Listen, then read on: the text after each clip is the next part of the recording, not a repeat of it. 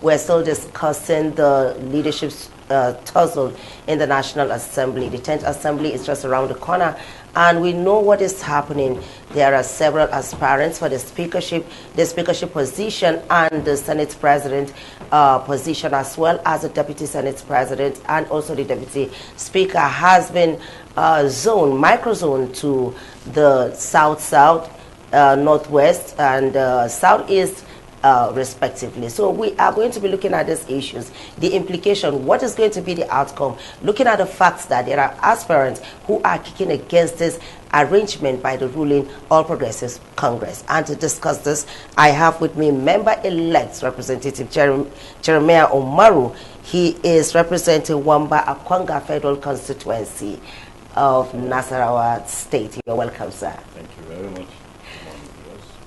Let's talk about the leadership in the House of Representatives. We know that members-elect are the new brides now being quoted by all aspirants. How is it going? Yeah, so thank you for this opportunity. First, I'm a member-elect for Wamba Akwanga Nasarawa Egon Federal Constituency. So the Nasarawa Egon has been excluded. Yeah, right. Yeah. So far, the journey has been very smooth. We have quite a number of very quality candidate contestants for this position. And for us, we've already taken position with whom we want to support for the speakership, basically. Is it the entire members-elect, or it's your caucus? Okay, so it's a caucus, actually. In my caucus, the New Dawn caucus of the 10th Assembly, we have over 100 members, new members actually, who are supporting Honorable Tajuddin Abbas from Zaria, from Kaduna State for speakership, and Honorable Ben Kalu from Abia for deputy speakership. Okay, so you're not one of those kicking against this arrangement? There is nothing wrong with the arrangement. The only thing that people like us feel, because I'm from the North Central, so North Central does not have any stake in the arrangement. But of course, you know, the president-elect and the deputy vice president-elect are technocrats. They are Democrats. I mean, to say they're Democrat, and whatever arrangement they're doing, we know that the North Central has a place. There are other very big positions out there for the North Central zone to occupy. So I know that there has been North Central has been factor in it. Okay, you know, one of the issues going on is that it's been said that while Honorable Tajuddin Abbas is a vibrant legislator on the floor of the House, but that he does not have PR, as in he does not network with people. So how does it work out for you? So for us, Tajuddin is a very humble person. He's very humble, not that he doesn't have PR, he does.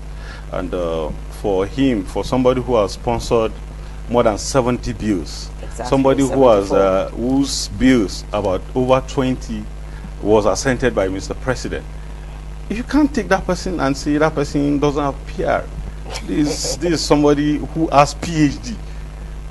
I mean, it's good. When you meet Taju is very humble, he's kind, and he respects everybody, basically. So the issue of the PR, no, I don't really think it's true. He's a good man. So you're sure that you're going to give him the block votes?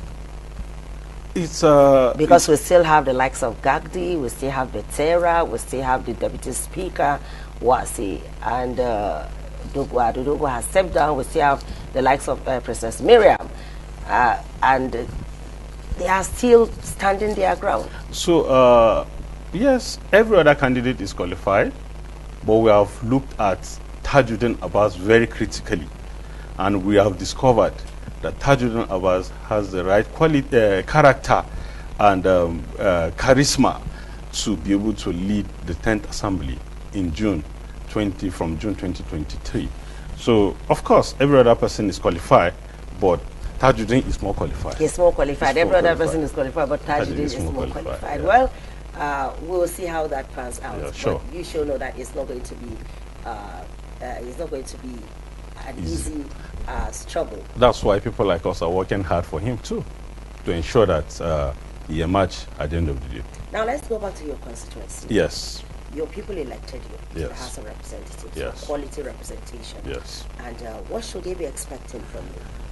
So my being elected is by the grace of God and is by providence. The people of Wamba, the people of Akwanga, the people of Nasarawa Egon came out in mass, supported me financially, morally, and with their votes, with even with their strength, energy, especially the young people in that constituency.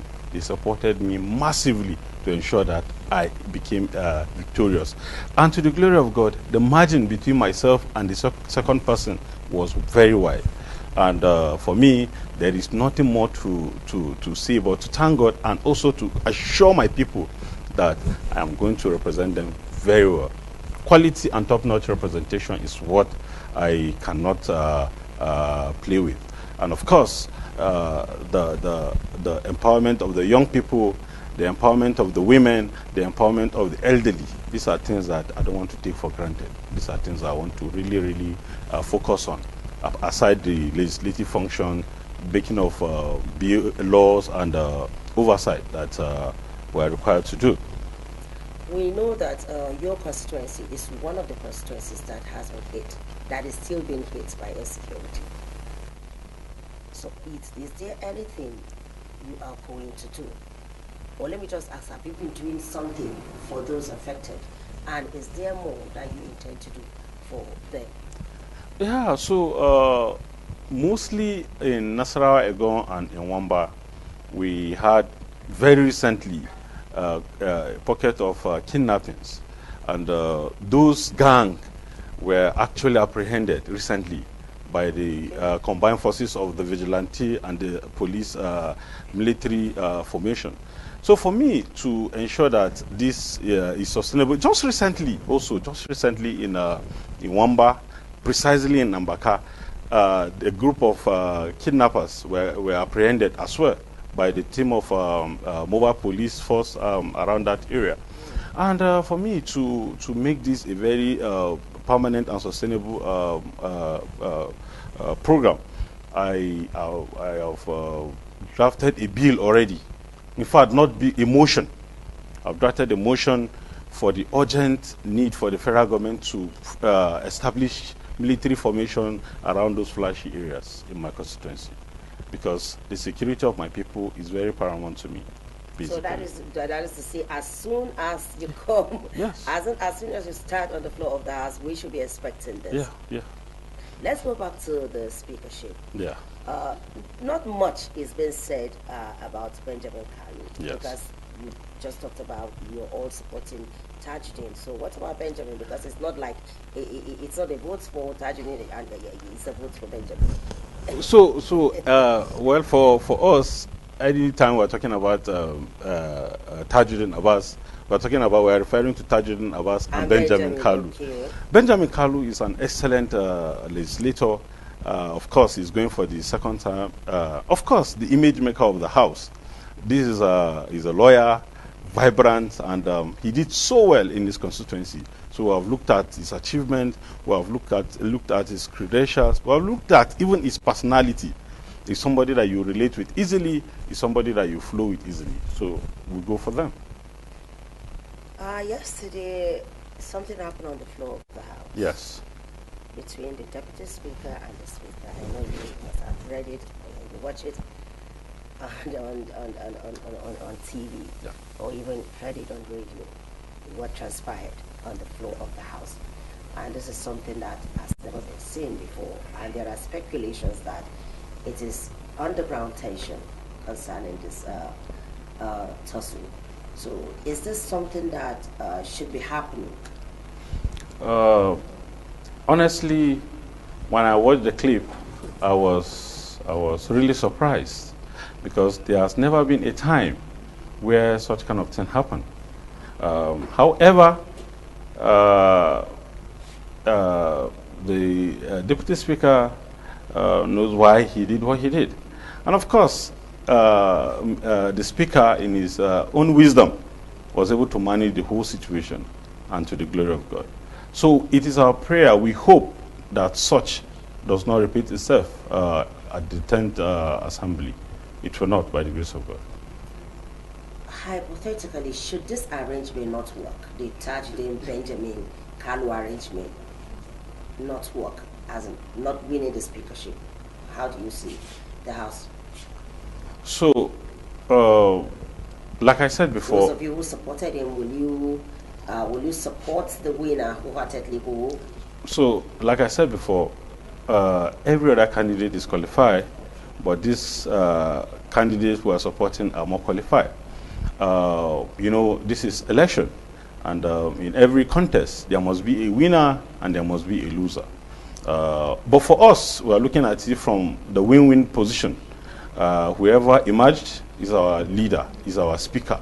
But strongly, we believe and we hope that Right Honorable Tajudeen Abbas is going to emerge as our speaker, and Right Honorable Benjamin Kalu will emerge as our deputy speaker by the grace of God. Going forward, what will you say young people should do to improve their number in the National Assembly, especially in the Senate? So, just like the way APC give the young people age 40 below discounts in the cost of buying forms, because one of the things that the young people get it very hard to do is to get the forms. So what APC did, because they don't have money or they don't want to spend money? Yeah, no. Because there are young people that are quite rich. Yeah, so those ones who are interested in the politics might not really have the money. So it's not as if they don't really have the money, but at least the money to be able to buy the form. You know, so APC, what APC did, APC gave 50% discount to the young people, and that actually helped a lot of young people to participate in the system. People like us, we actually participated because APC gave us that discount.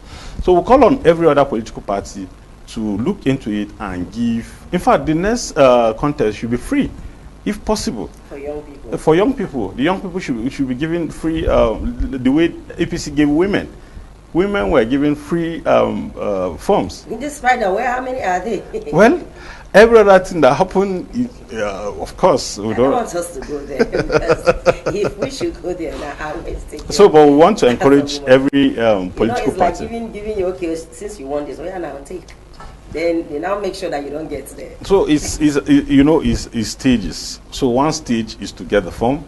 Another stage is to enter into the permutation, the political campaigns, and the rest. So every other stage, the women, the youth should be supported, actually, not just form. Should be supported, in fact, should be reserved. Because in every constituency, in every state, we have 3 senatorial zones. So at least one senatorial zone should be reserved for the youth and for the women. What about the women? Okay, the youths were either a female or a male. Yes, the youths. Because most times when they are talking about youths in this country, it's all it's about the male gender. Yeah, so is it going to be a male or a female? So whichever one. Okay, so you will actually push for that. Yes. That's interesting. Yes. And okay, have you been in legislature before? No, I haven't. Okay, this is your first time. Yes, this is my first time. And after my NYC, I was actually retained in National Examinations Council. So I worked for some time, and I got another job with the National Pension Commission, and I resigned to contest for House of Reps. Why politics? That's why it's time. Say you have a good job. Yeah, so fantastic. Why politics? Good. So fantastic job, I would say. PANCOM is a place that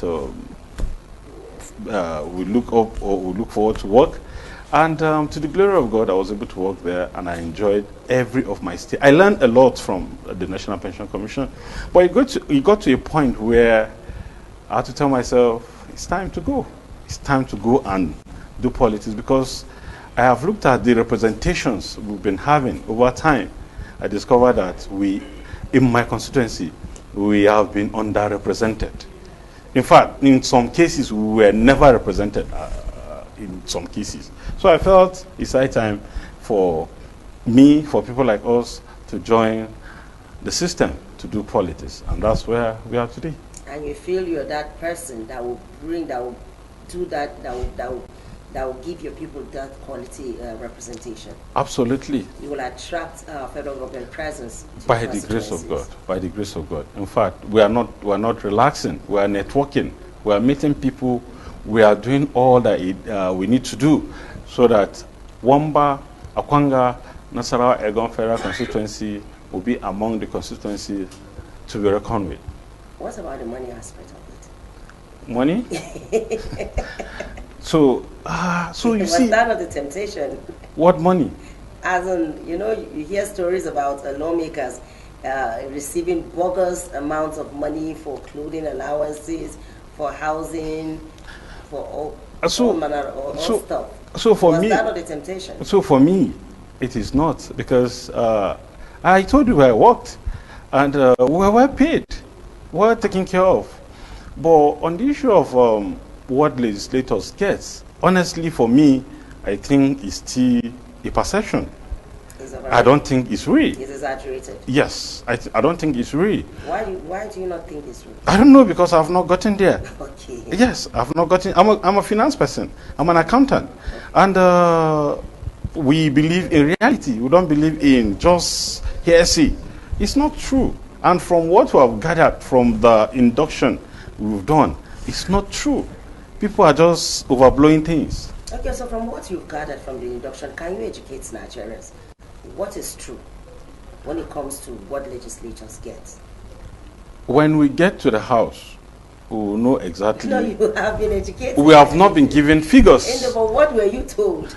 So we have not been given figures. There are a lot of legislators that entered with their money. Most of them have monies. Yeah. And when they enter, they'll be spending their monies, and you think this money is... Thinking that something is... No, it's not true. And that even puts some others into a position of going to get loans. That's why you see bankers everywhere following people, following us. I want to tell them that, look, which one, what do I need the loans for? Let me settle down. Let me see what they are going to give me, and let me see how I can touch and impact on the lives of my people. So the reality is, when we get to the House, for now, we don't know what... So what you're actually saying is that whatever it is that you've been told at the induction, yes, seeing is believing. Seeing is believing. You're waiting to get there. Yes. But what we're made to understand is that what is out there is not true. It's not true. It's not the reality. The reality is when we get to the House, when they start paying us. And of course, for me, when they start paying us, 80 to 90%, if not 100% of the resources go back to my community, go back to my constituency. Okay, let's be honest here. How would you assess youth performance, the ones that have been given opportunities? How would you assess their performance so far in governance, in politics? What I would say to that is, yes, we had young people that did excellently well in terms of leadership, in governance. And we also had young people that did not do. That is now, it's now boiled down to personality issue. You know, for me, if given any opportunity, even the speakership, if not for the rules, my intention was to come and contest for speakership of the 10th Assembly. But the House rule will not permit me, because it says I must have up to 6 months legislative experience in the National Assembly. I do not have any. Even though with my experience in the civil service, I'm a member of the Institute of Chartered Accountants of Nigeria, ICANN. And with all these experiences and with all this knowledge, I don't think to run the House will be an issue. Honestly. Your question? Yeah, honestly. I can, anything God wants me to be today, I will do it, and I'll do it very well as a young person, because I'm not just looking at now. I'm looking at the legacies. I'm looking at the impact. I'm looking at what people will say after I'm not here, I'm not there. So basically, that's my target. And of course, when my children grow up, they say, your daddy, your father was a good man. Your father did this, did that. So those are the kind of things I look forward to achieving in any given opportunity I find myself, basically. You know, Nigerians, people have been saying that it's not fair that a zone, a geopolitical zone that's the Northwest, yeah, gets 2 key positions. in the National Assembly? What will you say to that? Well, ordinarily, the other, either the speakership or the deputy Senate president, one of them will stay in Northwest or North Central, as the case may be. But in all honesty, the party, and I want to believe that the leadership of the party knows exactly what they are doing. Because you cannot leave, just like I said before, you cannot leave the North Central out of this system. We have the national... That yes. is a million-dollar question yes. that people are asking. So, you cannot leave the national... you cannot leave the North Central in this arrangement. We have the national chairman of the party, He APC. is the national chairman of the party. Good. That's not a small position. Okay. That's not... No, but just like I said, it is belief. We believe, the North Central people, we believe that there is something bigger. Bigger. Yes, coming. Because there are other positions coming our way. There are other positions. Even in the House. Like majority leader. Majority leader. Chief whip. Exactly. You can even go to the extent of the executive, the SGF, and the rest. So these are possibilities for the North Central. So we should just exercise patience and see the wisdom the president-elect will apply in carrying, because I know he's a man, he's a fair man, he's a man that wants to carry everybody along or carry the zones along. Of course, he will consider the North Central in his arrangement. I believe so. So, what are your thoughts about May 29 with all that is happening? May 29 is here already. What are your thoughts? We're going to have a successful inauguration, and we're going to have a new Nigeria from May 29. Why do you sound so sure? So, because I believe in the president-elect. I believe in his leadership. This is somebody who has been there for a very long time, building people, building the society. You cannot go to Lagos State and say Lagos State is... In fact, I see Lagos State as a country on its own because of the developmental stride and developmental plans they have. They have plan of 50 years. These are initiative of the president-elect, you know. And he appoints people irrespective of your state.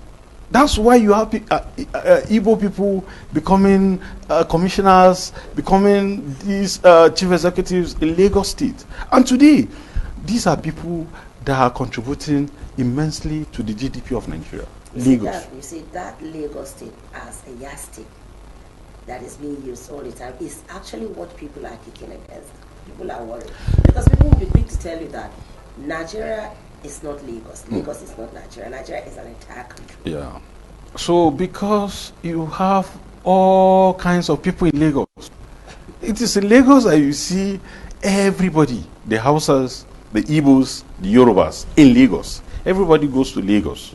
And Lagos, you go there, whatever you're doing, whatever business you're doing, if you do it very well, you will be successful. That's the system. That's the kind of system they have. It is a place that is home for everyone. A home for all. So, and that's why, let me even give you a very practical example. The pension scheme, the contributory pension scheme, the state that is running the CPS very excellently is Lagos State. Lagos State. So, if Lagos State is doing it, why can't other states do it? And they are succeeding, and they are benefiting from it. So, basically. All right, thank you very much, Honorable, for being part of the program. We have been discussing the microzoning of leadership, the implication of this microzoning in the National Assembly, and I've been doing this discussion with no other person than Honorable Jeremiah Omaru. He is the member-elect representing Akwanga, Wamba, Nasarawa, Egon Federal Constituency. With all that we've heard, we should envisage and expect a vibrant 10th Assembly. Thank you very much for being part of the program. Thank you very much. On this note, we will be taking a short break, and when we return, we'll continue. I'll hand you over to our Benin studios.